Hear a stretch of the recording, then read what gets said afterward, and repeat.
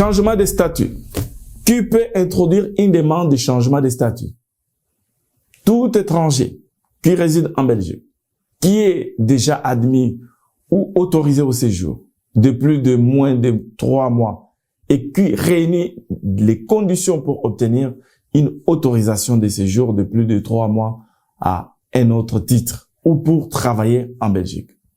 Les conditions, l'étranger doit être admis ou autorisé au séjour, être autorisé au séjour pour 3 mois maximum, court séjour, ou pour plus de 3 mois, il peut en apporter la preuve en déposant copie de sa déclaration d'arrivée ou de son passeport avec cachet d'entrée, court séjour, ou de son certificat d'inscription au registre des étrangers long séjour. Il doit donc déposer les documents qui prouvent qu'il est dans les conditions pour obtenir une autorisation de séjour de plus de 3 mois à un autre titre.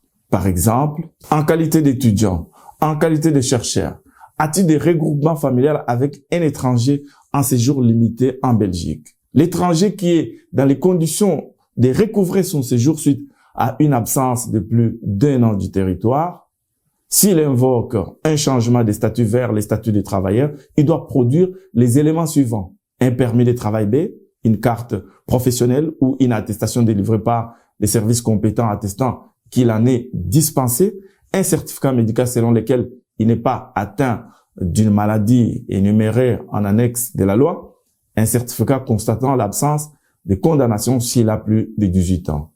À qui s'adresser? Mais la demande doit être introduite auprès du bourgmestre de la commune de résidence. Les preuves que toutes les conditions sont réunies doivent être jointes à la demande. Les recours. La décision, par exemple, refusant l'autorisation de séjour est susceptible d'un recours en annulation auprès du Conseil du contentieux des étrangers dans les 30 jours de la notification de la décision.